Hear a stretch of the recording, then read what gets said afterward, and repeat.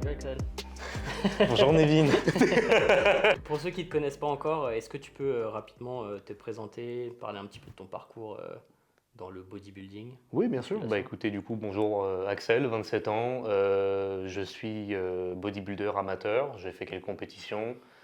J'ai eu quelques titres, j'ai fait quelques podiums. Je suis coach depuis 7 ans. Je suis double diplômé de l'ISSA, donc un diplôme américain.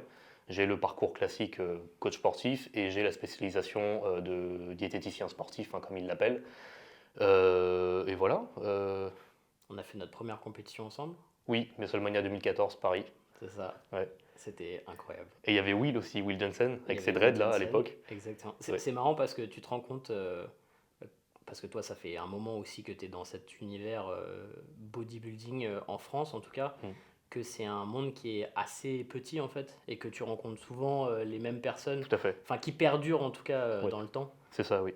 Et je me rappelle que tu étais venu nous voir parce que j'étais avec Antoine Ouais. et on avait juste lancé notre chaîne YouTube Ouais, je me à souviens. l'époque Ouais. qui s'appelait Les The filles. Shredded Bros. Oui, voilà, Shredded Bros. Ouais, ouais. Et tu avais vu la vidéo et tu étais venu nous voir, super cool, genre ouais, salut les gars et tout. Et puis toi, tu étais en bodybuilding junior, c'est ça? C'est ça, oui. C'est ça, déjà avec un physique incroyable. Euh, je voulais t'avoir aujourd'hui parce que je pense que tu es un super représentant du bodybuilding naturel, je peux rajouter, on va dire ça, que pour moi, tu es actuellement l'un des physiques les plus esthétiques, naturels, et vu que je te connais depuis un certain nombre d'années, que j'ai vu ton évolution, etc., c'est quelque chose sur lequel j'ai aucun doute. C'est toujours difficile quand tu vois certaines Oui, non, personnes je que sais, tu ouais. connais pas du tout, Ouais. qui sortent de nulle part avec un physique complètement Mm. incroyable, tu te dis, ah ouais, mais est-ce que... Mm. Bon, voilà, donc là, par rapport à ça, c'est très cool. Donc c'est pour ça que je voulais t'avoir aujourd'hui sur le podcast. Euh, Est-ce que tu peux nous dire un petit peu comment tu es arrivé dans la musculation? Alors, je sais que je me suis baladé un petit peu sur ton site internet hier soir, donc moi je sais, mais les gens qui nous écoutent ne savent pas. Est-ce que tu peux nous dire un peu ton parcours et pourquoi tu as décidé de choisir tu vois, cette discipline, l'esthétisme, d'où ça vient initialement? En fait, j'ai commencé du renforcement musculaire à mes 10 ans parce que je faisais du sport de combat, je faisais des arts martiaux et je voulais juste être plus fort. Donc à cette époque-là, je lisais Naruto. Et je me Ok, souviens, je crois que c'était le tome 2 ou le tome 3, je sais plus. Il y a un moment où on le voit en train de s'entraîner et tout chez lui parce qu'il veut battre Sasuke. Sur le mur, il y a écrit 10 km de course tous les jours. Il y a écrit sans pompe, sans traction, sans abdos. t'as Donc copié ça? j'ai copié ça. C'est juste pour les tractions, j'ai demandé à mes parents une barre. Ils m'ont Ouais. dit non. Je dis bon bah tant pis, écoute, hein. Je courais déjà après l'école pour aller chercher ma sœur à l'époque, ma petite sœur. Et puis même, souvent, je faisais le chemin aller-retour en footing parce que je me faisais chier en fait sinon. Donc les 10 km de course, je pense pas que je les faisais. Et puis de toute façon, c'était par intermittence, mais je courais tous les jours. Je faisais... Merde, j'ai mis la main sur le micro. J'ai commencé avec ouais, des pompes, donc je faisais juste une série à l'échec. Donc au début, j'étais genre à 30 ou 40, je sais plus dans ces eaux-là. Puis à la fin, j'en faisais, je crois le maximum que j'ai fait, c'était 122 ou 123 d'un coup. Puis après, je me suis mis du coup à faire des séries tout seul. Je me suis juste dit, bah, si je fais 3 fois 50, c'est mieux que juste une fois 120, parce qu'à la fin, j'en ai 150. Abdos, j'en faisais 100 d'un coup. Donc tu avais déjà cette idée de progression via une surcharge progressive Oui, c'est ça. de Puis même, il y avait des répétition, fois, quoi. c'était juste la flemme, en fait. C'était juste, je faisais de ça tous les jours, et puis voilà. Mais j'étais arrivé à un moment où, à mes 14-15 ans, Ouais, vas-y. à mes 14-15 ans, je faisais, je crois que je faisais 300 pompes au total tous les jours. Puis il y avait des fois, j'alternais, je me faisais des pompes spartiates, donc c'était comme ça. Et, Tu faisais et des tu les séries, des découpais en larges. séries. Oui, voilà, c'est ça. Mais moi-même, en fait, c'est juste, c'était le jour, j'ai envie de faire que des comme ça. L'autre jour, j'ai envie de les faire comme ça. Enfin, Et donc tu travaillais déjà en termes de volume total de travail sur ta journée. C'est-à-dire que tu disais, ok, hier j'ai fait 300 pompes, aujourd'hui j'en fais 305 par exemple. même pas, c'est juste, je me disais, voilà, je vais en faire 300. Ok, Voilà. ok, J'avais pas forcément cette optique de toujours progresser. C'est juste que ok. des fois, pour casser la monotonie, je faisais des trucs un peu différents. Mais je me disais, voilà, 300, je vais faire. Puis il y avait un jour, effectivement, je me réveillais, je me disais, mais en fait, 300, j'y arrive. Donc, tiens, on va essayer de faire juste, on va juste tester des pompes à un bras, par exemple. Donc, j'en faisais, je sais pas, 10. Mais bon, ouais, je vais pas continuer comme ça. Donc, je refaisais des pompes normales. Et pour les abdos, c'est pareil. C'est juste. Les abdos, je connaissais pas les reverse crunch, par exemple, ou les variantes un peu machin. Donc, je faisais les classiques. Donc, c'est comme ça. Un peu oblique. Les rotations. Et puis, en fait, j'en faisais 800. Comment tu te renseignais par rapport à ça? Où est-ce que tu trouvais ces mouvements à cette époque-là? En vrai, je crois que c'était au balbutiement de YouTube et j'avais dû taper programme abdo, un truc comme ça. Ok. Et je m'étais un peu inspiré de genre 3-4 vidéos. Et je m'étais dit, écoute, j'en veux 800, je vais faire un peu de ça, un peu de ça, un Ok. peu de ça. Je vois ce que j'aime bien, je vois ce que j'aime pas, et puis voilà. Donc là, il faut se dire, j'ai entre 10 et 14 ans. En même temps, je faisais des arts martiaux. À mes 13 ans, j'ai commencé à faire la natation en club, 2 fois par semaine. Donc j'avais 2 séances d'arts martiaux. Ça me faisait 3h30 par semaine. Et j'avais 2 heures de natation en plus le sport du collège, plus ça tous les jours qui me prenait bien une bonne demi-heure. Et, euh, et en fait, ce que j'ai pas considéré forcément comme de la musculation, c'était ça en fait. Au fur et à mesure, j'ai arrêté les sports en club parce que je me nourrissais pas assez. Maintenant, je le sais, mais en fait, à l'époque, je refusais de manger beaucoup. J'avais pas d'appétit. Je me calais pas en fait sur ma faim ni sur mes besoins sportifs. Je mangeais comme un adolescent normal, donc je mangeais Du, pas assez. mais du coup, tu te calais par rapport à tes sensations de faim. Parce que tu dis, je me calais pas par rapport à ma faim. C'est-à-dire que tu avais l'impression de manger ce qui t'allait, mais que tu sais que tu aurais dû manger plus pour progresser plus. Non, je le savais pas justement. C'est pas, par exemple, tu vois, les repas à la cantine, je voyais les proportions, j'allais pas demander du rab, j'allais pas demander de finir l'assiette de mes potes ou je sais pas quoi, j'allais pas échanger Et des si tu avais desserts contre suivi une tes pinte. sensations à ce moment-là, tu aurais mangé plus. J'aurais été un goinfre. Ok, d'accord.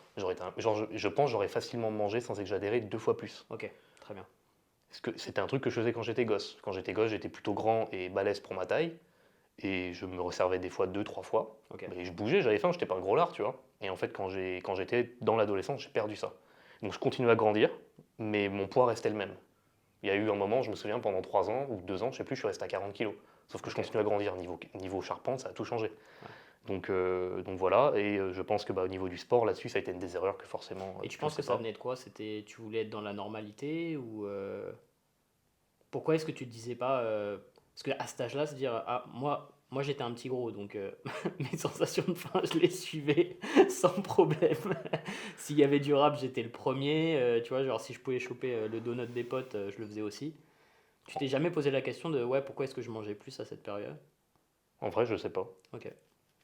Non, et puis en plus, non, la normalité, ça me saoulait. Ça, c'est un truc depuis le départ, ça m'a toujours saoulé, les mecs qui veulent aller dans le moule, alors que. Bah ouais parce que justement ça correspond vraiment pas à ta personnalité de ce dont Non, non, en vrai, là, j'ai je réfléchis, conscience je mais sais pas du tout, Nevin, je peux pas te répondre, je sais pas pourquoi j'ai fait ça. intéressant.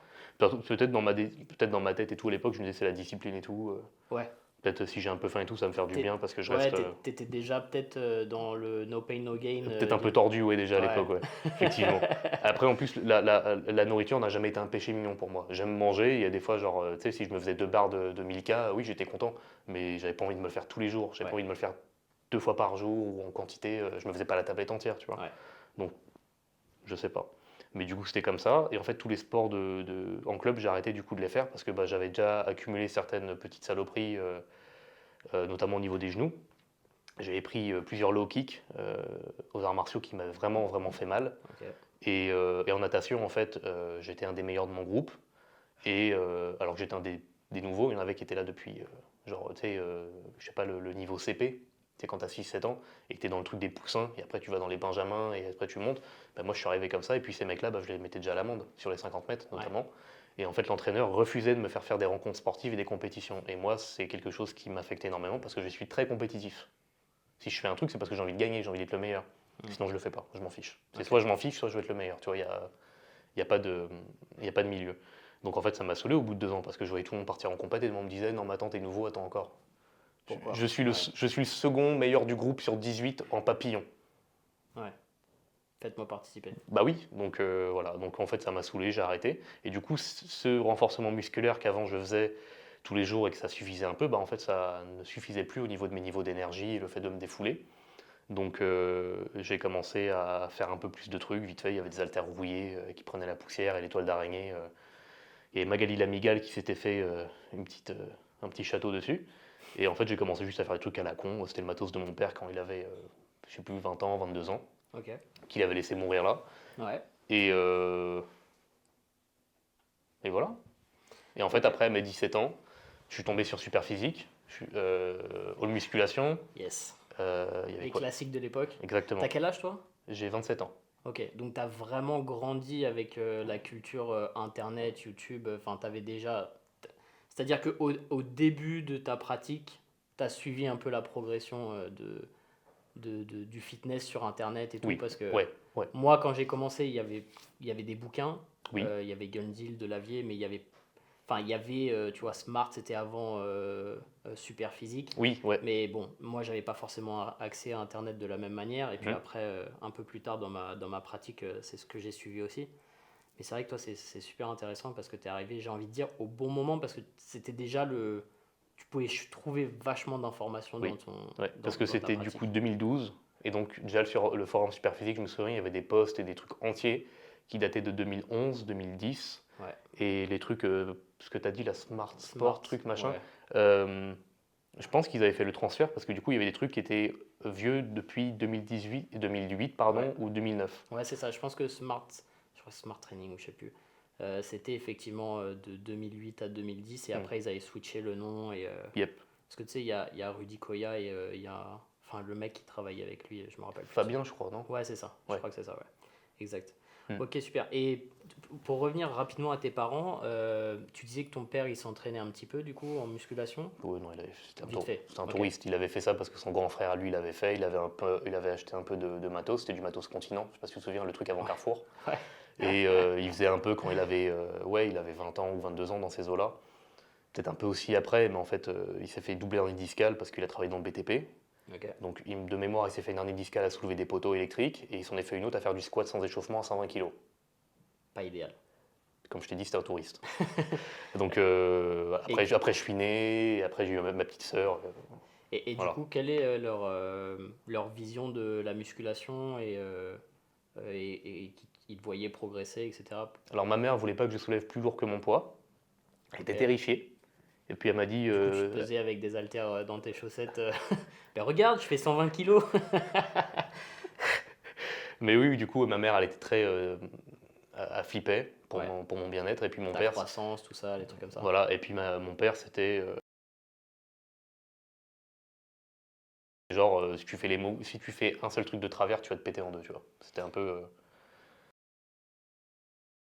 Tu l'as ressenti dans ta pratique. Est-ce que tu avais peur à un certain moment dans les charges que tu manipulais, blessures ou Bah, pas trop? en fait, quand j'ai commencé, j'étais limité au niveau du poids dans le garage parce que mes 3-4 premiers mois d'entraînement, voire même mes 5 premiers mois d'entraînement, Mhm. c'était du coup avec le matos de mon père, je faisais très attention et c'était sur tu sais, les bancs à la con, Décathlon, tout Ouais, ça. Les barres pas du tout calibrées truc olympiques, ni rien. stable. Exactement. Ouais.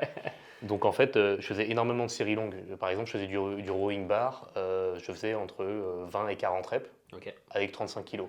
ok. Donc au niveau de l'exécution, tu peux pas te tromper. Et en fait, quand je suis arrivé sur Superphysique, que j'ai vraiment retourné tout le site, retourné tout le forum, je te promets, j'ai dû tout Ah, lire. mais je pense qu'on l'a tous fait en fait. On a Je regardé pense. absolument tous les articles, Ouais, avec Julien Venesson, avec Ouais, les c'est trucs et clair. tout machin, l'entraînement d'Oriane Yates et tout. Et ben je suis arrivé Bah, j'ai sur fait leur. un podcast avec, enfin, une interview avec Christophe Cario, qui sans doute, tu te Oui, rappelles, c'est un était intervenant. Oui, oui, sur oui. les Bah, j'ai ses podcasts et livres et tout. tout, ouais, Ouais, tout à exact. fait.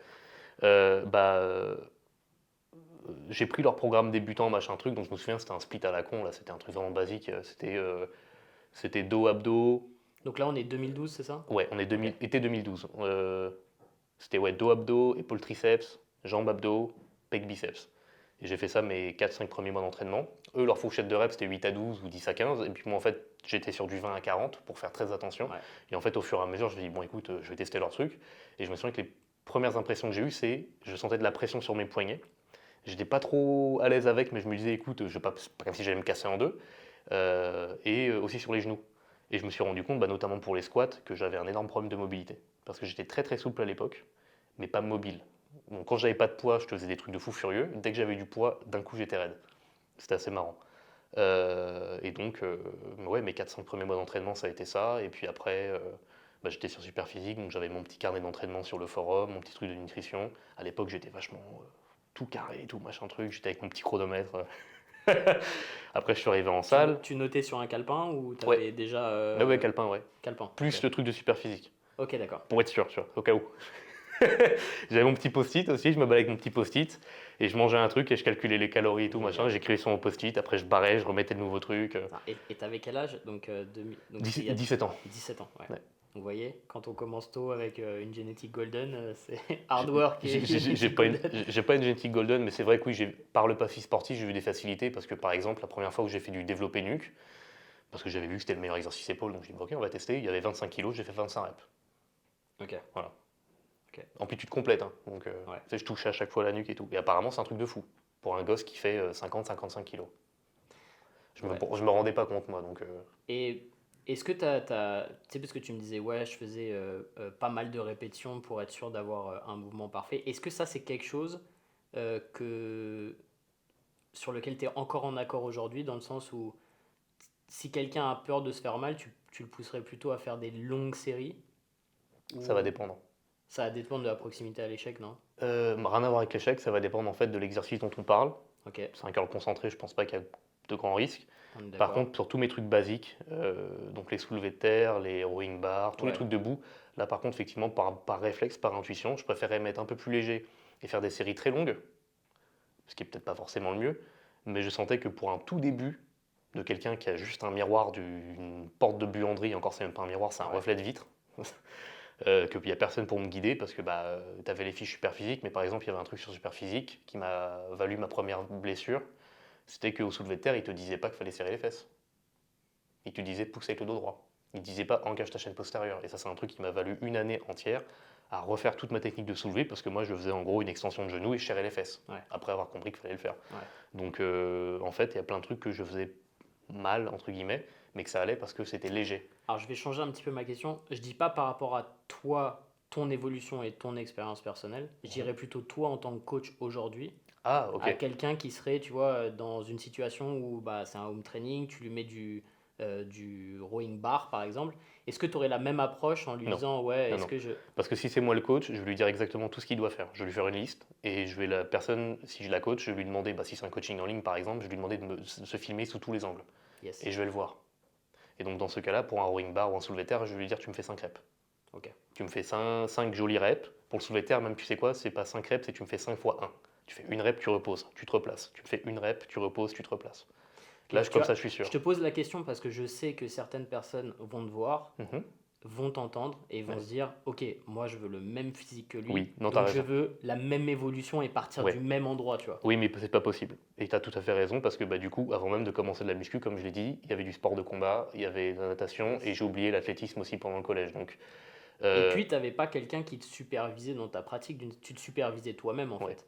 Ouais, Donc, par exemple, sur tous les exercices de dos et de trucs penchés, je me souviens, il y avait écrit il fallait un dos. À l'époque, il disait pas dos neutre, il disait dos cambré. ouais, Donc je cambrais, en vrai, putain de merde. Je comme une pute, on dit. Oui, mais oui, il y a quoi? Ouais, non, mais oui, non, Ouais, totalement. Et c'est aussi pour ça que je comprenais pas le moment où les mecs disaient, mais faut pousser les hanches vers l'avant, faut serrer les fesses, parce que quand tu serres les fesses, ouais, t'as la rétroversion. ouais, bien sûr, ouais. J'ai dit, mais pourquoi faut être cambré avec la rétroversion? C'est pas possible. Ouais. Et c'est là que j'ai compris que, bah, Ça faisait dissonance cognitive, je disais, mais ça e- marche e- pas. exactement, Ok. comme bah, la même dissonance collective qu'à l'époque, tout le monde voulait faire du développé couché pour avoir des gros pecs, mais tout le monde du coup avait des épaules et pas de pecs. Voilà, c'est. La polémique du moment, c'est dos rond ou pas dos rond sur le soulevé de terre. C'est dur, hein. La question horrible. Je te promets. Je te Euh, promets. Non, mais surtout qu'après, les intervenants, en fait, ce qui m'énerve, c'est que les intervenants ne comprennent pas conséquences et causalité, notamment, enfin, cause ouais, et conséquences, et surtout, eux-mêmes ne sont pas des pratiquants qui sont assez chevronnés et qui sont assez inscrits, autant au niveau de l'empirisme ou de leur propre expérience à eux, sur eux-mêmes, pour se rendre compte, en fait. Ils sont tous jeunes. Et c'est ça le truc. Parce que quand tu as un minimum. donc quelqu'un qui commence, tu lui dirais quoi? Tu lui dirais... Je lui dirais déjà, c'est position neutre, il n'y a pas de dos rond. On est Il d'accord. n'y a pas de dos Ok. rond. Les coachés que j'ai, je programme pas, ou très rarement, du soulevé de terre classique, traditionnel, mais il n'y en a aucun que je laisse arrondir le dos, même le haut du dos, avant de pouvoir me faire 160-180 sur une barre. Et à partir de ce moment-là, je dis, ok, bon, la colonne vertébrale, elle est renforcée. Tous les muscles intercostaux, trucs, érecteurs, machin, carré des lombes, c'est renforcé. Là, éventuellement, on va commencer à pouvoir faire joujou avec des degrés de flexion, voir ce qui est un peu plus confortable, voilà. Et à côté, on va faire du renforcement Et je spécifique. pense que c'est ça, comme tu dis, c'est ça la grosse problématique, c'est le niveau d'entraînement, Mhm. l'exposition à des charges lourdes sur une certaine période, tu vois, sur certaines années d'entraînement, etc. Parce que Mhm. c'est vrai que par exemple, moi, quand je pense à toi, je sais que tu es quelqu'un qui s'entraîne très proche de l'échec, quelqu'un qui fait souvent des fourchettes de répétition très basses. Mm. Tu vois, je te vois souvent faire du 3 à 8 répétitions sur Oui, des exercices ouais. super lourds polyarticulaires. Et je sais que j'ai déjà vu des trainings à toi où tu as une légère flexion Mhm. du rachis, tu vois, Ouais, sur des... À un moment, tu avais une période où tu faisais du snatch deadlift, oui, je me rappelle. ouais. Et là, forcément, pour prendre cette position, etc. Et c'est pour ça que c'est intéressant parce que, tu vois, il y a des gens, ils vont se dire, ouais, mais il me dit ça, mais il fait pas la même chose exactement dans ses trainings lourds, etc. Et je pense que c'est super intéressant justement d'en parler. C'est que toi, tu t'entraînes depuis 2012, enfin même avant par rapport au sport, donc tu as plus de 10 ans d'expérience. Mais quand même, quand tu prends quelqu'un en coaching qui a peu d'expérience, bah, tu lui dis pas, ah bah oui, fais comme moi, direct, etc., avant d'avoir manipulé des grosses charges. Et je pense que c'est ça qui est super important en fait. Oui, tout à Parce fait. que c'est toujours une question de contexte et les gens Mhm. ils ont vraiment du mal à saisir ce contexte sur les réseaux sociaux. Ils ont Exactement. ah bah c'est soit ça, Ouais. Et il voilà. n'y a pas de contexte Noir ou et blanc, 0 ou 100. c'est ça, Enfin, c'est non, ça. non, non, il n'y a pas ça. Il n'y a pas de ça. Par exemple, il y a un gars que je coach actuellement, il a une hernie discale, L4, L5. Ok. Sur du soulevé de terre roumain à la barre, mais strict. Genre, il le fait, mais comme un livre te dirait de le faire. Eh ben, il a mal. Il est dos droit. Est-ce que tu penses que je vais lui faire du soulevé de terre dos rond qui va mettre encore plus de demandes sur son disque intervertébral qui a déjà giclé? Alors que c'est un pratiquant qui est jeune, donc le truc qui a giclé, c'était pas qu'un peu. Le disque, techniquement, il est en bonne santé, c'est juste que le nucléus s'est décalé, mais il n'est pas effrité, il n'y a pas de. Voilà. Et que bah, du coup, il y a un léger tassement vertébral. Non. On a fait le changement récemment parce que bah, clairement, il m'avait dit que l'hernie était résorbée, que ça le gênait plus. Puis en fait, non, en 2-3 semaines, ça recommence à le gêner. Bon, bah écoute, on dégage l'exercice, on va faire autrement, c'est pas grave. Bah, c'est ce que j'allais dire. Est-ce que tu lui proposerais pas peut-être pendant une période Exactement. convalescente de travailler en unilatéral ou des choses comme ça pour C'est réduire les charges exactement, ouais, c'est absolues ça. ouais. Moins de compression, moins de cisaillement. Les soulevés de terre, on les dégage pour l'instant, parce que même avec Alter, finalement, donc même avec le poids déporté le plus au niveau du centre de gravité, ça lui fait mal. Il sent une gêne, il peut pas mettre lourd. On va pas garder ça, en fait, on va faire autrement.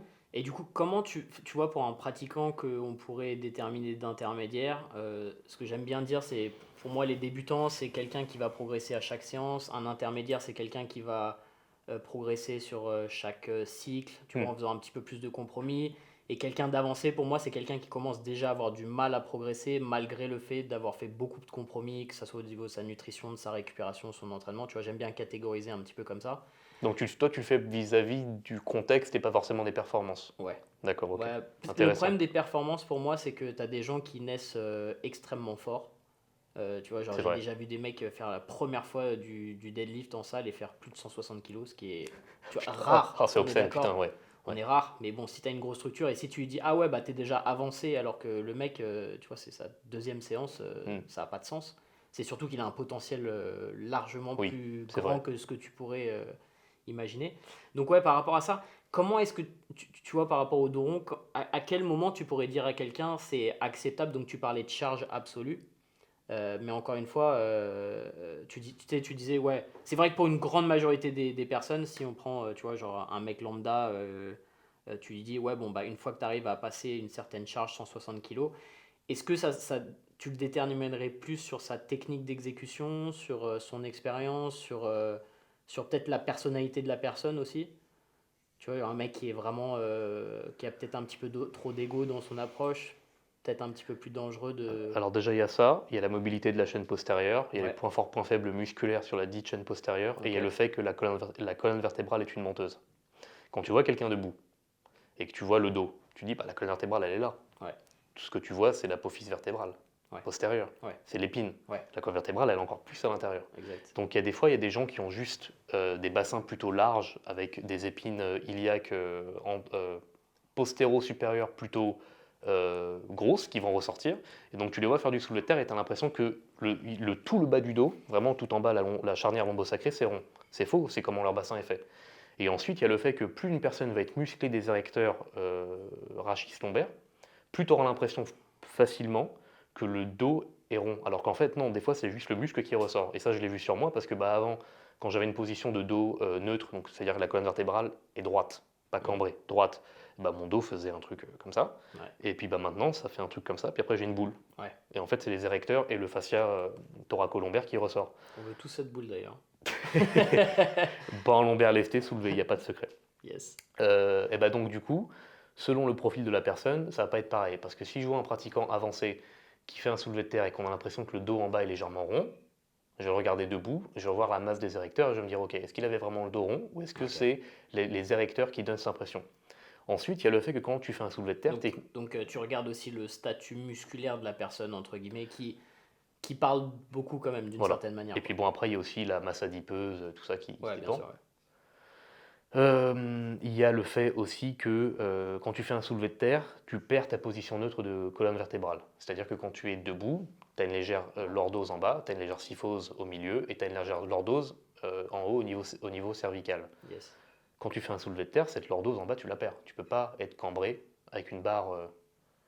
Tu peux, mais la charge est pas conséquente, quoi. Voilà. Donc tu as forcément une légère flexion lombaire. Très légère, c'est quoi? Ça doit être 30 degrés, juste pour aller chercher, en fait, et te mettre dans une position anatomique qui est bonne pour tirer. Et on parle même pas de l'étage thoracique à ce niveau-là. Mais donc du coup, ça veut dire que de base, tu fais un soulevé de terre avec une Parce charge que tu arrives conséquente. sur la limite de ta mobilité de hanche, en fait. Exactement. Tu peux pas avoir ton dos. Je monte à la caméra du coup. Tu peux pas avoir le dos. Putain, j'arrive pas avec ma main. Tu peux pas avoir le dos droit, enfin le dos lombaire comme ça en position neutre et le garder en étant comme ça avec une bonne relation tension-longueur dans les ischio-jambiers qui vont être l'un des extenseurs de hanche principal. Donc en fait, quand tu es en soulevé de terre comme ça et que tu as ton dos qui est là, on le voit, il est droit, tu dis bah c'est bon, mais de base c'est pas une position droite pour les lombaires, parce que les lombaires, leur position neutre c'est ça. Donc déjà là, tu as à peu près 30 degrés de flexion. Mais ce 30 degrés de flexion, il est naturel, je me souviens que Jean Ronge d'ailleurs avait fait une vidéo là-dessus, il avait étude à l'appui et tout, les lombaires qui ont une flexion à peu près à 30-40 degrés, c'est pas grave. Justement, c'est après les 40-45 degrés que là on commence à voir au niveau des forces de compression, mais surtout de cisaillement, un truc totalement exponentiel. Et malheureusement, c'est pas réparti de manière équitable de la L1 à la L5. C'est tout, la majorité, c'est tout entre L3 et L5 avec un pic sur L4, L5. Et c'est là le problème du coup des soulevés de terre d'Oron à l'étage lombaire, peu importe la charge. C'est que tous les newtons de cisaillement, tu vas les prendre au même endroit. Et cet endroit-là, c'est même pas un endroit où il y a beaucoup de muscles. C'est un endroit où c'est un peu des muscles, un peu des structures ligamentaires, de la ponévrose, des tendons et tout. Et elle est là la différence entre un mec qui fait des soulevés de terre d'Oron à 400 kg et qui les tient, et un mec qui fait du Jefferson curl avec 70 kg et qui dit t'inquiète frérot, ça va bien se passer. Je ne vise personne évidemment. On ne citera pas de nom. On ne citera pas de nom, mais voilà, elle est là La différence. Ouais. elle est là la différence. Et c'est aussi pour ça que du coup, des mecs, même avec cette technique qui est du coup optimisée un maximum, bah, il y a un moment, ils peuvent se faire mal.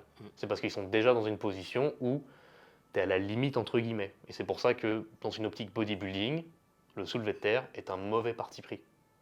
Parce que les risques, le ratio risque-bénéfice n'est pas assez élevé comparément à d'autres exercices, comme le soulevé de terre roumain par exemple, euh, comme, euh, comme les soulevés de terre un peu partiels, comme des soulevés avec des élastiques ou des chaînes par exemple, selon ce que tu as envie de faire évidemment, ou les soulevés unilatéraux comme tu l'as dit.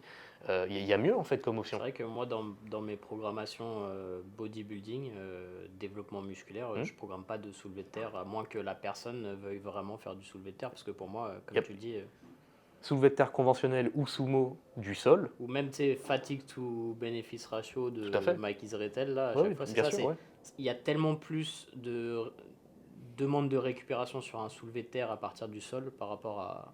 Et surtout aussi, dans la pratique, il y a beaucoup de gens qui perdent un peu la phase excentrique. Aussi. Tu vois, donc, et on sait que la phase excentrique, c'est super intéressant en termes de développement Totalement, musculaire. ouais. Donc, autant avoir un mouvement comme un RDL où justement Tout à tu fait. as les deux et où c'est plus intéressant en termes d'hypertrophie. Ouais. Quoi. Et si la mobilité et le fait de tirer du sol n'est pas un problème, bah même là, un soulevé de terre qu'on appelle jambe tendue, qu'en vrai c'est genre, c'est juste que tu as une légère flexion dans le genou et que c'est Ouais. semi-tendu et qu'en fait l'angle du genou, l'angle de flexion du genou Ouais. ne bouge pas, tu fais tout vraiment C'est avec les bien de le hanches. préciser parce que souvent tu vois des mecs Ouais. se mettre, tu fais non mais le tends pas complètement hein, Ouais, ton ouais. genou.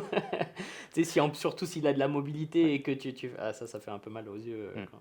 Mais oui, du coup, ouais, même ça, c'est mieux qu'un vrai soulevé de terre. Il y a un truc que j'apprécie beaucoup dans ton approche, c'est que as beaucoup de connaissances biomécaniques. Mhm. Et je pense que, enfin, ça c'est mon avis personnel, mais c'est quelque chose qui manque beaucoup dans l'univers fitness actuel. C'est que euh, il y a des gens qui comprennent la mécanique, mais la biomécanique, c'est quand même. Il y a ces subtilités dans le sens où le corps humain n'est pas une machine. Tu vois, c'est pas. Tu peux pas représenter tout le temps tout en 2D avec un bonhomme, tu vois, Mm. avec des longueurs de fémur, Tout à etc. fait, Parce que bah, c'est en 3 dimensions, que les angles changent en fonction de comment tu te places. bien sûr. Et puis, tu as aussi la dimension de temps, d'une certaine manière, qui est importante dans l'exécution des mouvements, etc. Oui. Euh, pour les gens qui se forment, etc., comment toi, t'en as appris plus sur la biomécanique Pourquoi tu rigoles?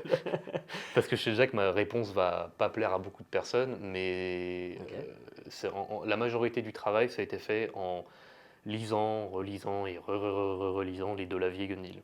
ok. Et de base, Pourquoi quand- tu dis que ça va pas plaire à des gens? Parce que c'est quand même les références francophones. Enfin, parce- même ce sont des références, Delavier, il parce que est ce même sont des, international, hein. bien sûr, mais ce sont des références francophones qui sont largement attaquées actuellement pour dire qu'en gros, c'est des vieux boomers qui ont fait des trucs qui sont périmés. Alors que pourtant, bah, effectivement, le squelette humain, je crois qu'il y a 20 ans, c'était le même qu'aujourd'hui. Mais il y en a plein, j'ai remarqué, dans la communauté francophone aujourd'hui, qui disent que bah, c'est un peu des vieux cons, ils sont un peu dépassés par leur temps et tout. Mais leurs Est-ce que livres, en tu penses vrai, pas que ça découle plus de la personnalité des deux, qui sont des personnalités excentriques, ouais. tu vois, enfin, Delavier, il a ses côtés excentriques, Gundil, il a aussi ses côtés excentriques, et tu sais, je sais plus avec qui j'en parlais de ça, mais Gundil, il a un peu cette approche où il a été tellement saoulé au travers de sa carrière d'avoir des gens qui arrivent et qui essayent de tout remettre en question, Oui, et qu'il a, je pense, hein, si Gundil nous regarde, j'ai beaucoup de respect pour son travail, mais c'est vrai que parfois tu sens qu'il est un petit peu fermé oui. à la nouveauté parce qu'il se dit il n'y a rien qui peut changer ou le fond ne pourra jamais évoluer. Et je pense que par rapport à ça, c'est dommage parce qu'il y a quand même des discussions à avoir, tu vois.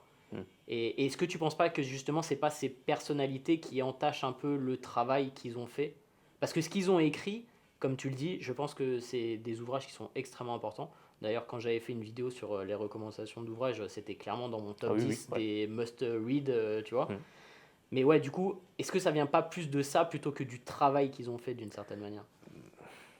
Alors, j'ai peut-être un biais cognitif là-dessus parce que Mais bah, sinon, je veux bien que tu me dises certains sujets sur lesquels justement tu as cette vision où tu penses qu'il y a les nouvelles générations, entre guillemets, bousculent un petit peu des trucs Hmm. qui ont été écrits dans le Ouais. passé. Ouais. Bah, je préfère juste, voilà, disclaimer, j'ai peut-être un biais cognitif parce que les deux, je les ai rencontrés. Et les deux, j'ai parlé avec. Delavier, je lui ai parlé brièvement sur un salon, donc Ah, moi, j'ai dîné avec Delavier aussi.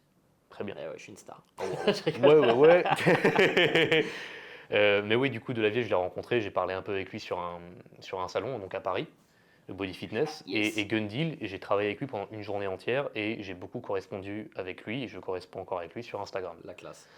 Et je suis l'un des modèles photographiés pour le livre de Guide de musculation des sportifs. Ok. Donc moi, j'ai vu le Gundil sur les réseaux qui dit qu'effectivement, il fait vieux grincheux. Et j'ai vu le Gundil en vrai, Ouais. quand il se rend compte que t'es pas un abruti. Ouais. Donc j'ai peut-être un biais cognitif là-dessus, je préfère le préciser. Mais Mais c'est important parce qu'il y a cette dimension d'ego sur les réseaux sociaux, il y a cette peur intrinsèque que les gens remettent en cause ton travail ou de perdre un peu la phase d'être une référence, etc. Et ça joue un peu. Mais c'est pas, effectivement, il y a aussi une différence entre ce que tu mets sur les réseaux sociaux et ce que tu es en vrai. Tu vois, même toi, par exemple, quand on voit tes questions-réponses ou parfois tu es un peu à casser des mecs parce que ça te saoule d'avoir. moi, ah bon? Tu vois, on pourrait se dire, un mec qui te connaît pas du tout, qui découvre cette story pour la première fois de sa vie, qui ne Ouais. te suit pas, etc., il pourrait se dire, ouais, bah il est pas très cool ce mec, tu vois. Alors qu'en Ouais. vrai, t'es un mec super cool, super ouvert, avec qui Oui. on peut avoir une discussion, etc., Oui, bien et sûr, passionné, tu vois. Oui, Donc tu vas avoir une discussion, même si quelqu'un n'est pas d'accord avec toi, oui, ça va t'intéresser justement de comprendre et peut-être de l'amener plus c'est vers, ça. Mais c'est pour ça que je te dis ça, c'est que d'une certaine façon, Gundil, c'est un peu la même chose. Hmm. Mais Gundil, il a la cinquantaine, Gundil, il a fait ça toute sa vie. Et je pense qu'il a eu son trop-plein de mecs qui arrivent qui disent bonjour, c'est quoi le meilleur exercice pour les pecs? C'est ça. Il n'y a peut-être même pas le bonjour. C'est ça. Parce que moi, la première fois que je lui ai parlé, je me souviendrai Pour le toujours, haut de pec. pour le haut de pec, fibre intérieure et tout. La première fois que je lui ai parlé, ça a été pour mon genou droit, du coup, que j'avais fait une dislocation. Il y a eu un épanchement synovial, et en fait, au fur et à mesure, avec les années, ça s'est traduit en un kyste mais à l'intérieur, qui me gênait énormément. Donc pendant 3 ans, mon entraînement des quadriceps, c'était un calvaire. Ouais. Alors déjà j'avais fait tendinite et tout, pas d'alerte, mais c'était vraiment un calvaire. Je pouvais pas faire un squat sans avoir l'impression que mon genou allait gicler devant, tu vois. Et donc je suis arrivé, je lui ai dit, bon bah voilà, bonjour monsieur Gundil, merci beaucoup pour tout ce que vous faites pour nous et le travail que vous euh, partagez gratuitement sur les réseaux. J'ai réépluché tous vos livres, tout ce que j'ai rien trouvé par rapport à mon problème, c'est pour ça que je vous pose la question. Voilà, j'ai ça, ça, ça, ça, ça. Est-ce que vous auriez un conseil X à me donner? Il m'a répondu quoi? Il m'a dit, écoute, essaye de te faire des prescriptions d'acide hyaluronique et contacte un chirurgien esthétique parce que c'est eux les pros du bistouri. Parce que l'un des trucs qui me gênait personnellement à l'époque, c'était que mon chirurgien orthopédique n'était pas chaud pour m'opérer. Il voulait absolument faire tous les tests, tous les trucs possibles et inimaginables, et il voulait absolument faire des ponctions du kyste. Ok. Plutôt que de voilà, on ouvre, on retire. Ouais. Et lui il m'a dit, bon, si ton chirurgien veut pas et que c'est vraiment urgent, contacte un chirurgien esthétique. Les pros du scalpel, c'est eux en fait.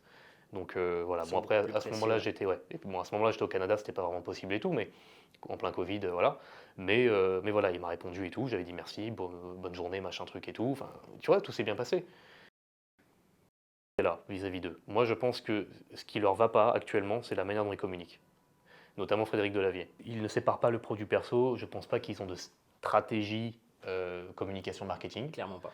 Et je ne crois pas qu'ils soient vraiment très à l'aise sur les nouveaux réseaux sociaux, ou en tout cas de la manière dont les réseaux sociaux fonctionnent aujourd'hui. Par exemple, ils ne font pas de reel. Je ne crois pas qu'ils sont sur TikTok. Le contenu n'est pas adapté aux plateformes comme ça actuellement. En fait, ils font des posts simili comme on faisait à l'époque sur Facebook. Ouais. Et donc, il y a un moment où il y a un décalage qui se crée de plus en plus. Et donc, les jeunes qui arrivent et qui ne comprennent pas pourquoi il y a une génération entière dont on fait partie, par exemple, qui les adulons et qui est en mode non, c'est eux les références, ils ne comprennent pas. Parce que pour eux, c'est juste des vieux cons qui sont en mode est-ce qu'il sait servir d'un ordinateur? Et même, tu sais, Gundil il est super sarcastique. Donc si tu lis ses posts au premier degré, Ah etc. oui, oui, non, bah alors là, Et vu que le problème c'est qu'en France, bah, les gens ont un peu de mal avec le sarcasme, ouais, du coup t'es en décalage total. Ouais. totalement, ouais. Ouais, ok. Totalement. Et après, effectivement, oui, bah, par exemple, des, comment dire, des déclarations, notamment du côté de Gunville, où il dit, bah, par exemple, avec, avec son ton toujours un peu nonchalant, un peu, tu sais pas trop s'il est bourré ou si juste il est fatigué, qu'il en a marre d'être là, tu sais. Il est en mode, bah, déjà, quand t'es pas con, tu fais pas de soulevé, quoi. Du coup, tout le monde est là, genre quoi? Le soulevé, on fait pas de soulevé, quand t'es con, tu fais du soulevé, et quand t'es pas con, t'en fais. Ouais, Mais tous les champions, ils font du soulevé, et tous les mecs qui ont des gros dos, ils disent fais du soulevé, mais qu'est-ce qui se passe, Gunville et tout, machin. Et lui, forcément, il va te répondre, bah oui, mais au fur et à mesure, même si tu le fais bien, même si tu fais tout en ton pouvoir, et même si tu as une génétique golden, que tu vas jamais te casser en deux, que voilà, il y aura des dommages. Et donc, il y a un moment, le soulevé ne vaut plus, le jeu n'en vaut plus la chandelle. Le soulevé ne vaut plus le risque. Et c'est pour ça d'ailleurs qu'il y a plein de champions, et ça c'est vrai, pour le coup, on le voit. Il y a plein de champions, bon bah déjà, ils finissent pas forcément en bon état, mais bon, quand tu es un champion, tu vises pas la longévité, tu vises le fait de briller pendant 5 à 15 ans, par exemple. Mais il y a aussi le fait que même les champions eux-mêmes dans leur entraînement, tu peux le voir dans plein de séances d'eau, de body, le soulevé, ils le mettent tout à la fin. Parce que les mecs, ils peuvent te mettre des charges ahurissantes et en fait, ils vont se faire toute la séance. Je préfère être déjà pré-fatigué Voilà, pour ils vont faire, diminuer la voilà, charge ils vont faire un focus sur d'autres muscles que le soulevé va pas forcément exploser, mais que par contre, au niveau nerveux, tu seras mort. Ils vont tout faire et puis à la fin, ils mettent le soulevé et ils auront moitié moins de charge que ce qu'ils auraient pu faire. Mais par contre, là, ils ont tout bien fait avant, donc là, ils sont éclatés, mais niveau musculaire, pas niveau ostéo, articulaire, tendineux, tout ça, et nerveux. Et par rapport à ce que... Parce que tu es quelqu'un qui continue à se renseigner, à améliorer tes connaissances avec le temps, etc. Est-ce qu'il y a enfin, peut-être des choses que tu aurais changées, mais surtout, est-ce que tu t'as fait évoluer ton approche ou ta pratique de la musculation? Est-ce qu'il y a certains trucs peut-être que tu te dis, ah, j'aurais bien voulu faire ça avant ou j'aurais bien voulu refaire ça différemment? Hmm.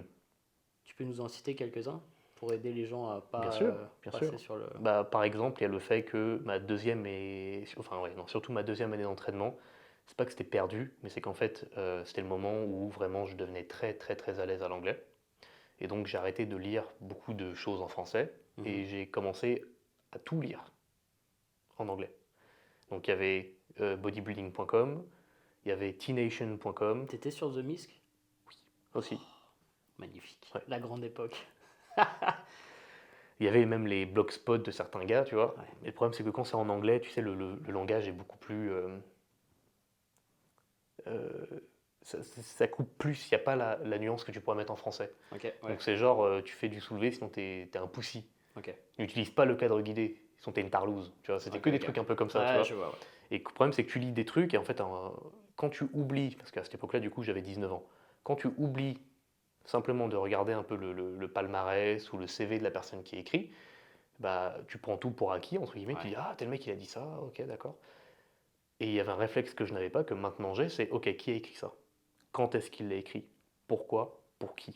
Et donc, c'est comme ça que, bah, par exemple, sur T-Nation, Donc tu lis un truc, mais tu le remets en question pour être sûr de comprendre le contexte, voilà. encore une fois. Parce que, Ouais. justement, maintenant, j'ai le bagage d'expérience, de connaissances, grâce à De La Vieille Gundil notamment, mais aussi avec d'autres voilà, comme Christian Thibaudeau, Danny Shugart, John Meadow, même des livres à l'ancienne, hein, des livres de Steve Reeves, Reg Park, même Mike Menser en soi. Bon, il y a des trucs, c'est un peu bizarre, mais ça te fait un cadre. Et tu compares ce cadre à ce qu'on Vincent te dit Miranda maintenant. aussi, que t'aimes bien, non? Ouais, Ouais. ouais. Donc tu compares ce cadre à ce qu'on te propose maintenant, et donc tu as des trucs des fois où tu dis, bon, je sais pas comment ils ont fait pour avoir ce résultat, mais c'est pas possible. Notamment, par exemple, il y avait une étude qui avait été faite récemment sur le fait que bah, les bras ne réagissent pas à l'étirement en tension. Donc en Mhm. gros, trouver des exercices qui mettent tes fibres musculaires, des muscles des bras, donc notamment biceps, triceps en étirement, Mhm. c'est pas forcément mieux que les mettre en position raccourcie. Et toi, tu es là, tu te dis, attends, le curl incliné, c'est littéralement l'exercice roi pour plein de gens pour leurs biceps, tant qu'ils peuvent le faire sans se faire mal aux épaules et aux De coudes. manière anecdotique. Voilà. Ouais. L'extension du caltère, c'est le truc qui te fait des biceps derrière les bras tellement la longue portion à pète. Mais ils sortent d'où ces mecs? Ouais. Tu vois, c'est littéralement ça. Et Ouais. après, tu checkes cette étude-là, et ben, je me souviens par exemple, ils avaient pris des photos de comment ils mesuraient leur truc. Bon, bah, le gars, c'est limite triste, mais bon, faut le dire, tu vois, c'est que ils avaient mesuré curl pupitre à la poulie, curl pupitre halter, curl pupitre barre. C'était le même curl pupitre à 45 degrés, l'amplitude c'était de là à là. Et même si en plus le pupitre il était à 40 degrés, donc pas du tout optimisé vis-à-vis de la gravité, courbe de résistance, tout ça, l'inclinaison des fibres de biceps. Et le seul truc où ça allait à peu près, c'était avec la poulie, parce que bah, du coup la poulie, tu te mets dans le sens, forcément c'est redirigé, mais même là, le mec, son amplitude, c'était ça. Donc si pour toi, un étirement, c'est ça, pour le biceps, effectivement, on va avoir un problème. Voilà. Donc le fait d'avoir cette base de biomécanique, le fait d'avoir cette base de connaissances Mais empiriques, Gundil dit de pas tendre le bras sur oui, mais sur le Gundil, curl, hein. ouais, mais Gundil, il met 36 par bras. Mais c'est pour ça que. Non, mais je te dis contexte, hein. Tu ne mets pas 36, tu ne mets pas 36, en plus, moi, j'ai une hyperlaxité des coudes. Je sais pas si je peux montrer à la caméra. Ah ouais. Voilà. Je mets pas 36 au biceps. Dans cette position-là, ouais, Non, clairement. non, Ouais. non. Moi, tous mes curls, en plus, j'ai le biceps court, tous mes curls, j'arrête, ouais, par là. Ouais. Pour la caméra, je montre. J'arrête là. Et même là encore, plutôt là, en fait. Par là. Parce que là, je le sens déjà, la tension, elle est par là.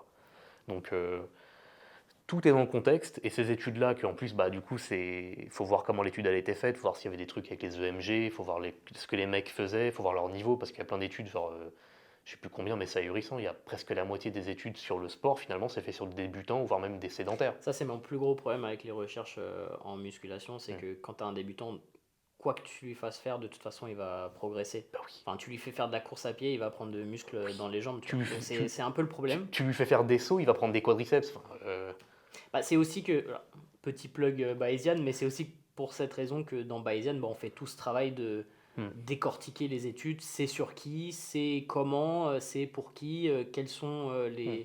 les directives pratiques qu'on peut tirer de cette étude, parce qu'effectivement, si tu as des mecs qui font du cherry picking et tu te dis, ah bah tu vois, là, faut pas faire des étirements sur tes bras parce que ça sert à rien, enfin, tu vois, des positions étirées, ça sert à rien. Alors Ouais. que, enfin, toi et moi, on le sait que de manière anecdotique, en pratique, ça n'a pas de sens. Mhm. On a même d'autres recherches qui montrent au contraire que avoir une position étirée pourrait même augmenter l'hypertrophie alors que tu travailles. Je sais pas si tu avais vu cette recherche sur le quadriceps où ils avaient fait amplitude totale versus amplitude étirée, donc Mhm. même pas finir l'extension du genou. Ouais, juste Et ils rester en avaient étirement. et ils avaient les mêmes résultats en termes d'hypertrophie, donc c'était super intéressant. Oui, Parce que effectivement. ça veut dire que bah, une position d'étirement, à elle seule, potentiellement, pourrait être aussi driver de l'hypertrophie. Tout à fait, ouais. Et donc après, ça rejoint les trucs où ils avaient fait ça sur des oiseaux, mais ils avaient aussi fait Ouais, ça sur sur un mollet humain, ouais. et assez longtemps en plus pour le coup, parce que je crois que c'était 2 mois la durée de l'étude. C'était juste étirer un mollet avec un poids, donc en lestant, et il y avait une Horrible hypertrophie. d'ailleurs. Oui, horrible. Je le fais à chaque fois que je fais les mollets, c'est horrible. Mais du coup, il y avait certaines personnes qui avaient eu des doutes, qui avaient dit non, mais ça se trouve, c'est juste le fascia qui s'est un peu Ouais, relaxé. ouais, Voilà. Non, non, il y a vraiment eu une hypertrophie. Ils ont ouais. fait une biopsie, Ouais, il y ouais, avait de c'est super la masse qui a été intéressant. Ouais. faite. Ouais. Et pour les oiseaux, ça avait fait x3 quand même au Ouais. niveau musculaire. Et c'est là qu'après tu vois des méthodes qui étaient un peu hardcore et un peu à l'arrache à l'ancienne, bah, notamment celle de Doc Crap, de Dan Trudel, que le mec il te disait tu fais une seule série, tu tapes 2 rest-poses et après tu t'étires avec des poids. Les mecs disent mais qu'est-ce que c'est que ça? À une époque où il fallait faire minimum 5 exercices, 5 séries par exercice Ouais. par muscle, le Ouais. mec il venait, il disait vas-y tu fais 2 exercices ou 3 pour les plus gros muscles, tu vas à l'échec, rest-pause, tu vas à l'échec, rest-pause, et tu notes ton nombre de reps, la prochaine fois tu refais la même chose, tu fais, voilà, et à la fin de chaque quand dans ta séance, tu as fini de faire tel muscle, tu prends tel poids, tu te mets dans telle position, tu t'étires le muscle.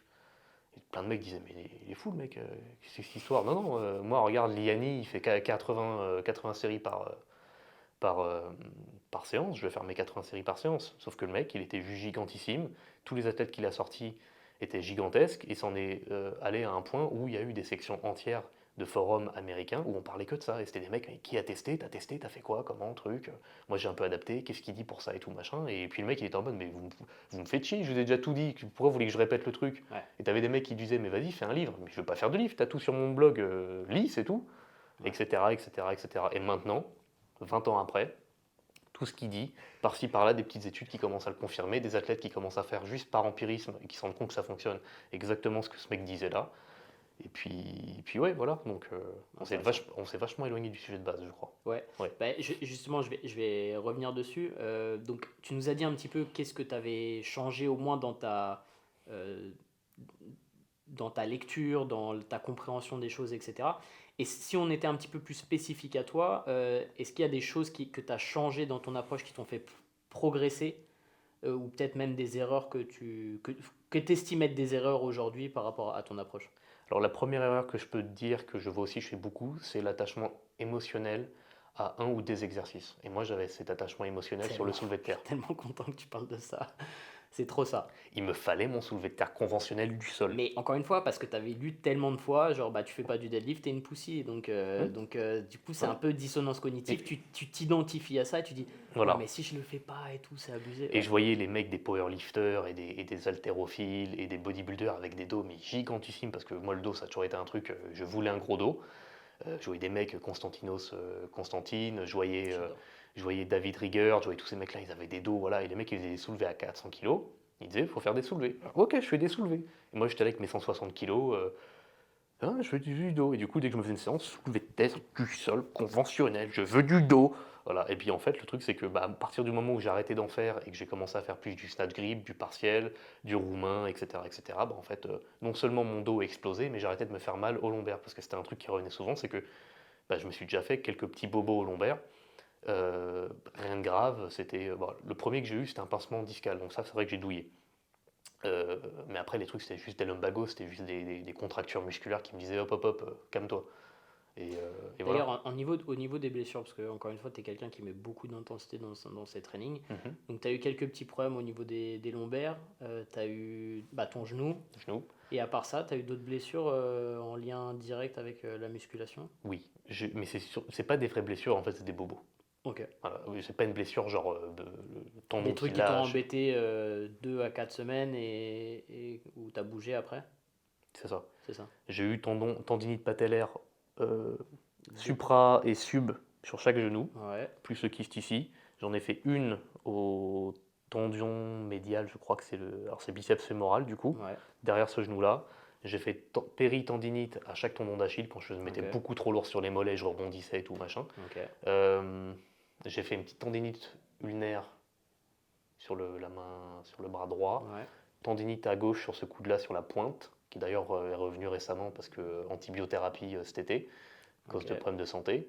Et je savais pas que En fait, on m'a filé les antibiotiques, on m'a rien dit. Et en fait, j'ai tapé plein d'effets secondaires, et un des effets secondaires, c'était qu'il fallait faire ultra gaffe au tendon.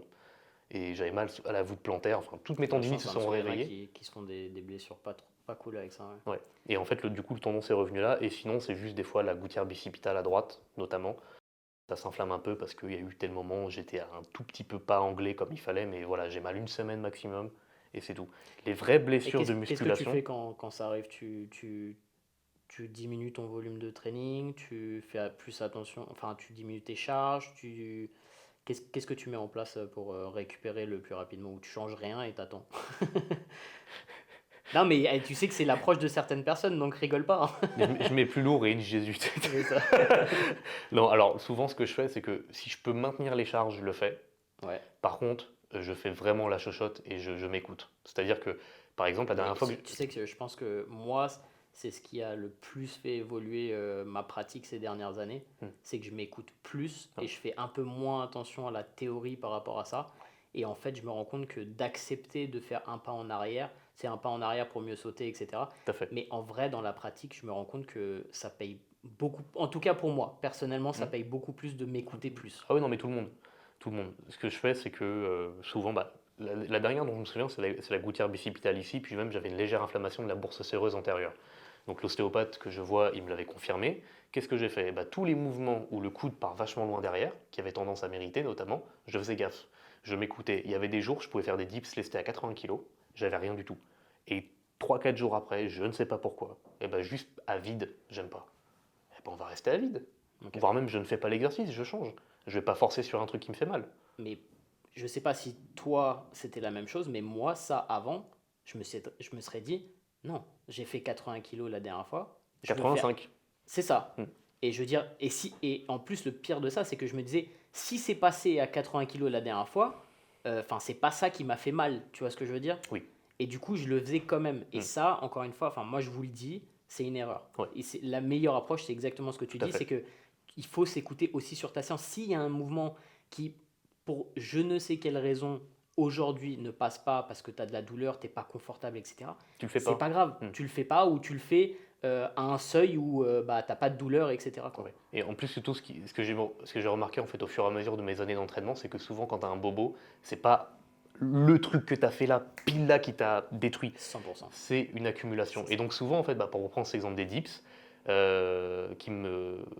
qui faisait, enfin, c'était sensible pour mon épaule, bah, en fait, c'est pas une fois que j'ai fait des dips que j'ai trop forcé. Non, non, c'est que ça fait 6 mois que j'ai pas fait un seul deload, que j'ai pas Ça, fait une seule c'est pause, ta charge accumulée que j'ai sur pas cette fait, période. que j'ai pas fait une seule séance ratée ou je ne sais quoi, et que les dips, je suis passé de 70 de lest en 3x5 léger à un max à 90, que j'ai grindé le truc comme jamais, et qu'en plus avec slingshot, je suis à 4x4 avec 100 kg de lest. Ouais. Après avoir forcé sur des machines.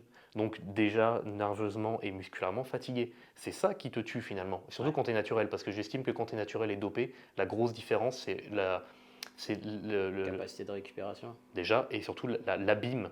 Parce que quand tu es dopé, c'est littéralement ça. Finalement, c'est un abîme entre ce que ton muscle peut prendre dans la gueule et ce que ton tendon peut prendre dans la gueule. Ouais. J'ai l'impression que quand tu es naturel, c'est beaucoup plus rapproché, surtout quand tu as tout conditionné, que tu as tout fait correctement et que tu as commencé jeune, parce que bah, du coup, les tendons s'adaptent aussi, pas juste aux extrémités, mais aussi dans le cœur même si c'est plus long. Et en fait, c'est le surmenage, c'est l'usure. C'est, par exemple, pour citer mon dos, j'ai fait quelques petits bobos, à peu près un par an en moyenne, juste une petite contracture Ce qui est lombaire. à peu près dans la moyenne des recherches des Voilà. pratiquants, ouais. Voilà. Et bon, bah, du coup, j'avais jamais fait de test, genre IRM, scanner, radio pour mon dos, j'avais jamais rien fait. Et là, récemment, bah, avec tous mes soucis de santé que j'ai pu avoir cet été, j'ai fait une infection qui a été mal soignée, du coup, j'ai dû prendre un traitement beaucoup plus lourd, et du coup, j'ai fait des effets secondaires à ce traitement lourd. Et après, Ouais. du coup, ces effets secondaires, j'ai dû aller checker chacun des trucs pour voir si c'était juste moi que, Ouais. voilà. Bref. Et je me suis dit, bah tiens, j'ai une mutuelle, je vais aller checker ce qui se passe avec mon dos.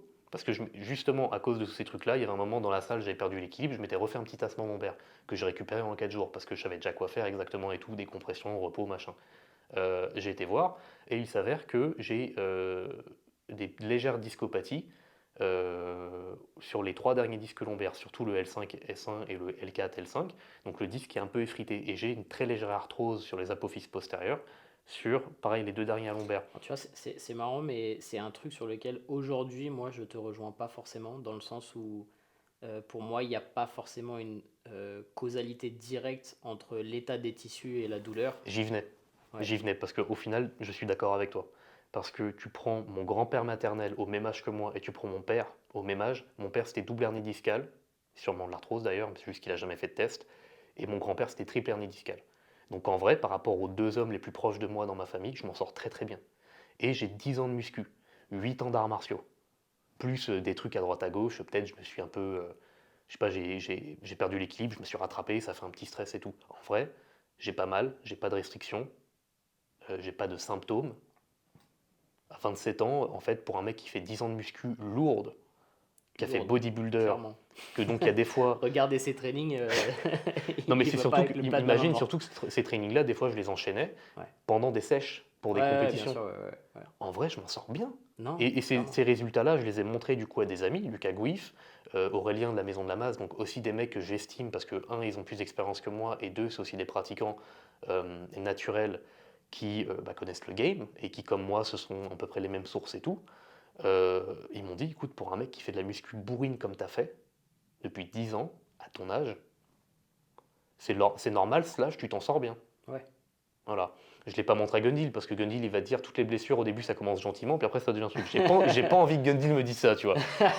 Mais voilà, du coup aujourd'hui Et puis ça découlera peut-être aussi de son expérience personnelle. tout à Il fait. faut pas laisser ça impacter. Enfin, on est tous différents. Voilà. Et, Parce que c'est pareil, il y a aussi Jean de Hall Musculation, lui il a le dos détruit depuis qu'il a 22 ans. Bon bah si je lui dis bonjour Jean, qu'est-ce que tu penses de ça? Il va me dire tu files en fauteuil roulant à 50 ans, tu vois, ouais, aussi, bien par sûr. exemple. Bien sûr. Je ne sais pas, mais il pourrait dire ça. Moi j'ai pas envie qu'on me dise ça. Et puis de toute manière, je compte pas arrêter la musculation. Par contre, maintenant que j'ai 27 ans, que j'ai des charges de travail qui sont clairement très élevées, maintenant je fais gaffe. Maintenant je me rends compte que oui, en fait là maintenant je peux vraiment me faire mal. Et en plus il y a un petit terrain un peu fatigué à certains endroits, à droite à gauche. Mais la vérité c'est que en musculation, 99% des blessures ou des usures, c'est quoi? C'est épaules, lombaires, genoux. Bon bah épaules, j'ai eu des petits bobos vite fait surtout à droite. Genoux, lui il a pris cher, mais les deux en fait ont déjà pris euh, tarif. Le dos, surtout côté droit, bon bah j'ai eu déjà des petits bobos. Après 10 ans de muscu, pour un naturel, à mon niveau, je m'en sors bien. Je Carrément. m'en sors très très bien et effectivement, comme tu l'as dit, oui, j'ai des petits trucs, mais ça se trouve, c'est même pas la muscu. Ça se trouve, je serais un gros branleur Netflix, Uber T'aurais Eats, pareil. j'aurais eu la même chose, Ouais, voire c'est même clair. pire. Ouais, Parce qu'il n'y ouais. aurait pas Parce eu que le t'aurais pas muscle, le muscle pour protéger voilà. ton rachis. Ouais. L'alimentation pro-inflammatoire, Exact. voilà, la position que tu tasses tes lombaires et tout, voilà. Et donc, il y aurait eu un contexte différent qui aurait pu faire pire. Ça se trouve, c'est dans mes gènes, littéralement, Carrément. d'avoir un peu le dos un peu abîmé Ouais, à force. carrément. Et d'ailleurs, par exemple, il y a beaucoup de gens aussi qui critiquent Ronnie Coleman, qui dit bah il a fait des trucs, il a pris des produits, il a fait lourd, maintenant il est cassé en deux. Ouais. Tous les hommes de sa famille ont des prothèses de hanches. Tous les hommes dans sa famille sont cassés en deux à partir de leurs 40-45 ans. Après avoir brillé pendant 20 ans dans leur vie, aucun problème. Après, on peut pas. C'est indéniable qu'il a poussé le truc à l'extrême, tu Bien vois. sûr, bien sûr. Mais bon, d'après lui, il regrette rien, donc c'est le principal, quoi. C'est sa vie. Tant que lui, il est bien dans l'intérieur de lui-même par rapport à ses choix, C'est ça. j'ai envie de te dire, voilà. Donc là-dessus, je le rejoins aussi, c'est genre en mode, mais c'est un peu cette hypocrisie entre les gens qui pensent qu'ils vont finir en très très bon état à 60 ans. Déjà, t'es en mode, t'as 60 ans, t'as rien fait de ta vie, t'as fait des choses de ta vie, t'es En cassé. faisant rien et en pensant que la non-activité va Voilà, les driver vers voilà. ça. Et puis après, t'as les petits jeunes, sur TikTok notamment, qui sont là, qui te repartagent et qui te repartagent la citation de Socrate, c'est une honte pour un homme de ne pas avoir la beauté et de la force dont il est capable, ou je sais pas quoi, là, qui te font des montages avec des soulevés de terre sumo d'Oron, que le mec il a 400 euros d'équipement sur lui, mais il arrive encore à faire de la merde, bon bref, c'est un autre sujet. Et quand tu leur dis ça, tu dis, oh non, je veux pas, je veux pas. Ben, entraîne-toi intelligemment, Ouais, par exemple. clairement. Et puis même si tu t'entraînes intelligemment, ça fait partie du game. Justement, au niveau de l'intelligence de l'entraînement, tu sais, on parlait, tu sais, par exemple, tu fais un dips à 80 kilos et après, bah, tu le sens pas trop sur une séance, donc tu t'écoutes, etc. Ouais. Mais dans ton approche globale, comment est-ce que tu progresses? Alors, j'ai deux questions. C'est, est-ce que tu penses que tu peux progresser encore au niveau actuel? Et deuxièmement, c'est et comment tu progresses en tout cas, ou comment tu programmes ta progression dans tes trainings? Alors, si on prend l'exemple des dips, j'estime que, alors, de manière générale, j'estime que je suis pas du tout proche de ma limite. J'ai l'impression que j'ai fait que la moitié, Ok. en vrai. En Ça, vrai, c'est top parce que on a la même approche. voilà, j'ai Tu le l'impression, sais en plus. Enfin, tu le sens en je fait. sais, C'est ouais. difficile à C'est un expliquer, truc, voilà, mais c'est genre en mode, mais en fait, juste je fais ça, je fais ça, je fais ça, et je suis patient, et voilà, et ça va bien se passer. Et j'estime que moi, la limite naturelle n'existe pas dans la mesure où c'est juste qu'à un moment, le bodybuilding n'est plus une priorité dans ta vie, et que c'est juste que tu as accumulé trop de petits bobos pour vraiment progresser à fond. ouais. C'est juste Ok. ça en fait. Mais si vraiment tu y dédiais ta vie, je suis sûr que la limite n'existe pas. C'est juste qu'à un moment, tu es trop vieux et que tu récupères plus assez. Hmm. Je pense que c'est ça en fait. Mais du coup, pour répondre à ta question, admettons sur les dips lestés, j'ai un plateau. Voilà, 80 kg, je n'arrive plus à faire plus. J'ai beau essayer quoi que ce soit, machin truc, ça ne veut pas. J'estime dans mon esprit que j'ai atteint un plateau temporaire. soit j'ai pas assez récupéré, soit mon programme n'est pas assez optimisé pour que je continue à progresser sur les dips. Et pour prendre l'exemple de ce petit plateau que j'ai eu à 80, que c'était même pas un vrai plateau au final, euh, c'était juste la petite douleur à l'épaule qui m'a un peu fait calmer pendant à peu près 2-3 semaines. C'était le troisième exercice. Si je voulais vraiment progresser sur les dips, je le ferais en premier. Ok. Si je voulais vraiment progresser sur les dips, tous mes autres exercices seraient des exercices un peu de renfort/assistance. Plus c'est au début de ta séance, plus tu vas progresser dessus. Voilà. Ouais. Et tout le reste serait fait pour que les dips soient mis en avant le plus possible. Donc déjà, est-ce que vraiment j'ai stagné sur les dips? Non. Je suis arrivé à un plateau avec ce que je faisais. Ensuite, qu'est-ce que je fais? J'ai le choix. Si vraiment les dips, je veux progresser, je le mets en seconde position, voire même en premier. Voire même, je fais toute la séance tourner pour que les dips, ça soit bon. Et même le jour avant et le jour après, je fais en sorte que la récupération et ma Ok. fatigue soient bonnes pour ça.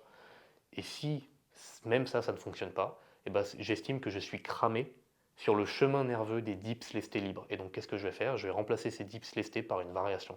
Ça va être des dips peut-être avec pause, des dips avec élastique, des dips à la machine, voire même je dégage les dips et je fais d'autres trucs pour les À un pecs, moment, tu épaules, faisais aussi triceps. les dips avec un sling, non? Ouais, Ouais. j'alterne, Ouais, effectivement. ok. Parce que c'est assez bizarre, mais finalement, ce sling, il te fait une petite aide, une petite assistance quand tu es en bas. Parce que j'ai pris un slingshot vraiment très faible, il fait 10%, pas 20 comme le modèle classique. Donc 10% d'aide. C'est presque comme s'il y avait quelqu'un qui était en bas qui me faisait un tout petit comme ça. Mais même si j'ai ce petit truc en bas, finalement, je le travaille quand même, mon dips. Et c'est juste qu'au niveau de la Et ça se récupération, rapproche. Ta courbe de force est plus synchronisée voilà. avec la courbe de résistance. Exactement. Ouais. Donc au final, ça me permet juste. C'est comme finalement de faire un squat guidé un jour et un autre jour tu le fais en libre. Les deux vont se complémenter. Même si certaines personnes ne pourraient pas forcément voir le lien. C'est vrai que les gens, ils voient élastique, tu vois, pour t'aider, plus charge, ils se disent, mais le mec est débile, alors qu'en fait, ça a vraiment Ouais. c'est une Il, super approche d'une certaine manière. il faut le faire pour le comprendre en fait. Et sur un dips, tu peux pas faire de reverse bend. Donc Ouais, bon, exact. voilà. Donc oui, c'est ça que je ferais. Et puis il y a tellement de variantes que tu peux faire juste avec les dips. Et plus spécifiquement, genre, t'essayes d'augmenter ton nombre de répétitions, t'essayes d'augmenter tes charges, t'essayes Tout. d'augmenter tout là où tu peux le prendre. Voilà, en vrai, à mon niveau, je prends tout ce que je peux prendre. Ok. Il y a des fois, pendant 3 semaines, je vais pas changer les reps ni le poids. Je vais rester par exemple à un 3x6 à 85. Mais tu C'est pas travailles que je, sur ta technique et voilà, c'est pas que je stagne, mais c'est que la première semaine, ça, c'est super le important. 3x6 c'était presque un rest pause. La deuxième semaine, j'ai galéré mais je l'ai sorti. Et la troisième semaine, tac, tac, tac, tac, tac, tac. Ça, c'est trop important de le dire parce que c'est vrai que plus tu t'approches de ton niveau avancé d'une certaine manière, c'est ce dont on parlait tout à l'heure, c'est que Mhm. la progression, elle vient pas forcément à chaque séance via l'augmentation d'une charge ou du nombre de répétitions, mais la technique d'exécution, le tempo de répétition a sa place à ce moment-là et je pense que c'est super C'est important. ça. Et puis même un peu le RPE, même si j'estime que c'est un truc qui est quand même très mal compris finalement de la majorité des pratiquants, mais même le RPE en fait. Si on reprend mon exemple du 3x6 que j'ai gardé sur 3 semaines, le premier 3x6 ça avait été un RPE 9, 9,5 parce que vraiment j'ai failli mourir à le faire, tu vois. La deuxième semaine c'était plus un RPE 8,5. Voilà, c'est que j'ai galéré mais je l'ai fait. Et puis après ça a été RPE 8 et j'avais de la marge, donc j'ai pu augmenter après. Voilà. Top. Écoute, merci pour toutes ces informations, c'est super valuable, comme on dit Il en n'y a pas de anglais, je sais problème. plus comment dire en français. Je vais te faire des petites questions rapides. Vas-y. Pouce Euh, bleu, pouce bleu, tu suis, c'est ça. voilà, il est super. Euh, ta boisson préférée? Co- euh, putain, j'allais te répondre en anglais. Café. Café. Le moment où tu es le plus productif dans ta journée? Produit quoi? Le plus Non, productif. je sais. Ah, ok, d'accord. Il me troll. Putain, alors c'est soit le matin, genre entre 9 et 11, soit c'est tard le soir entre minuit et 3 heures, donc des fois c'est Ok, chaud. intéressant. Ouais. Un petit peu comme moi. Mm. Il y a un truc qui te fait peur?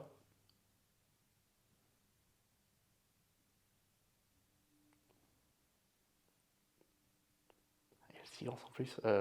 Ah, tu me mets le stress. Ah, je ne sais pas. Un truc qui me fait peur, putain. Merde. Ah, tu me mets une colle. Tu couperas, s'il te plaît, parce que là, ça va pas. Vas-y, Attends, non, attends, attends, t'inquiète, je t'inquiète, réfléchis. t'inquiète, t'inquiète. Je réfléchis. Je t'ai dit, on peut tout couper. Ouais. Tu coupes. Mais je trouve que c'est intéressant ce genre de questions, tu vois. Oui, non, mais tout à fait. Ouais. Non, c'est juste ça. Parce qu'on n'y pense jamais et après on se dit, ah ouais, c'est vrai que ça, c'est. Ouais. Euh, Qu'est-ce qui me fait peur? pas forcément, tu vois, genre par exemple, ça pourrait être la blessure, mais pas forcément, tu vois. Ce qui me ferait peur, c'est un pétard mouillé. J'avais un potentiel pour faire X et je ne l'ai pas fait. Ok. Le regret, voilà. J'ai peur du regret. Et bah ça m'enchaîne par rapport à la prochaine question. Comment tu définis le succès à tes yeux? Pas avoir de regret. Pas avoir de regret. Top. Si tu avais une dernière chose que tu voudrais partager avec les gens qui nous écoutent ou qui nous regardent, ça serait quoi? Un conseil général de vie que tu donnerais, soit par rapport à la pratique, soit par rapport à choses que tu as appris via ton expérience dans ta vie. Rien ne vaut l'expérience vécue et faites-vous plus confiance. Renseignez-vous, mais au final, il y a des, il y a des, il y a des, il y a des choses qui restent individuelles et même s'il y a des choses qu'on va vous dire que bah non, ça n'existe pas, non, c'est pas possible ou machin, si vous le sentez comme vous le sentez, bah c'est que vous le sentez comme vous le sentez, donc vous avez raison. J'adore. Voilà. Franchement, j'adore parce que je pense que tu vois, quand on m'avait posé ce genre de questions, je disais souvent que j'aurais bien voulu me parler à moi-même il y a quelques années en arrière en me disant fais-toi plus confiance. D'une certaine manière, ce que tu ressens, la manière dont tu vois les choses, c'est toi et c'est pour ta vie et du coup c'est important et sans doute tu as des réponses auxquelles tu essayes de trouver des questions de manière externe alors que tu les as déjà. En fait, tu le sais déjà. Ouais, En vrai, tu te poses 5 minutes, tu le sais déjà. top, C'est j'adore. juste que tu as envie que quelqu'un de l'extérieur te le dise. Te valide. C'est ça. T'as vu, Exactement. voilà. C'est comme les mecs qui viennent avec les questions qui disent est-ce que je fais ça, ça, ça, est-ce que c'est bien? La personne, tu lui dis oui, elle sera contente. Tu lui Ouais, dis non, elle va te demander pourquoi, mais machin, mes trucs, mais elle va pas te demander pourquoi. Genre, bah explique-moi que je comprends pas. Elle va dire non, mais c'est faux, c'est bien le truc et tout. Ouais, c'est bien, c'est très bien. C'est très j'adore. bien. J'adore. Il y aura toutes les informations en description pour retrouver ton Insta, ton site internet, etc. Je te laisse la place si tu veux dire un petit peu pour les gens où est-ce qu'ils peuvent te retrouver, si tu as quelques projets en course Mhm. que tu veux partager avec eux. Merci beaucoup. Vas-y. Bah écoute, vous pouvez retrouver du coup, comme il a dit, tout ce que je fais sur bah, les réseaux sociaux, notamment Instagram. Je me mets un peu à TikTok aussi. Je me suis remis à YouTube, c'est que en anglais. Arrêtez de me demander de faire des trucs en français. Je ne ferai que... Lui, il est gentil, moi je suis pas gentil. Je ne ferai que de l'anglophone. Voilà, il y aura les sous-titres français, mais c'est anglais. Il y a mon site internet en anglais aussi. Et voilà, c'est surtout ouais, mon site internet et Instagram. Voilà. Top. Bah, Axel, merci beaucoup pour cet échange d'expérience. Bah, c'est moi, Nevin, merci beaucoup. Surtout qu'il est venu, je l'ai appelé à la dernière minute et qu'il s'est rendu disponible, donc j'apprécie énormément. Et je pense que je serai très chaud pour un épisode 2 parce que je pense que j'ai posé 20% des questions que je voulais te poser Il aujourd'hui. n'y a pas de problème, on se fait ça quand tu veux. Merci mon gars. Merci.